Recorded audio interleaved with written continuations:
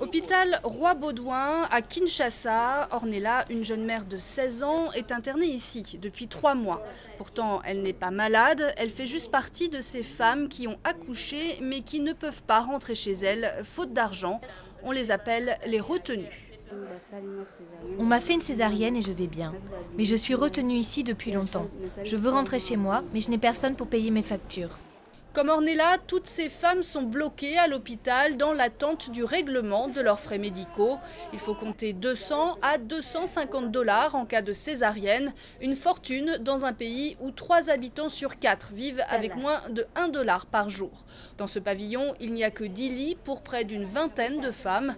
Les retenues sont obligées de partager avec les nouvelles venues. Elle est venue après moi. Comme il y a peu d'espace, je dors par terre. Mon fils, ma voisine et son bébé dorment dans le lit. Tu veux dire que si tu es resté longtemps sans payer, on t'oblige à partager le lit? Oui, on te demande de faire le sacrifice, comme eux ils l'ont fait en me soignant sans frais.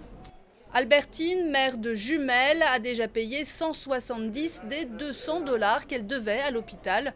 Ses points de suture lui font mal 3 mois après la césarienne, mais l'infirmière refuse de la soigner tant qu'elle n'a pas soldé sa dette. Avec ce que j'ai déjà donné, vous pouvez soigner ma plaie car j'ai mal. Maman, je ne suis pas devant un tribunal ici. Une réponse justifiée pour les responsables de l'hôpital qui reçoit en moyenne 200 malades par mois, dont un tiers de démunis. Plusieurs d'entre elles n'ont pas payé les soins, mais nous leur avons prêté des médicaments. Maintenant, si nous les libérons toutes, nous serons en faillite. Une position adoptée par beaucoup d'hôpitaux publics congolais. Au moins 20% des mères seraient retenues dans chaque centre de santé après l'accouchement. Et en l'absence de subventions de l'État pour ces établissements et de mutuelles de santé pour les familles pauvres, leur nombre pourrait bien encore augmenter.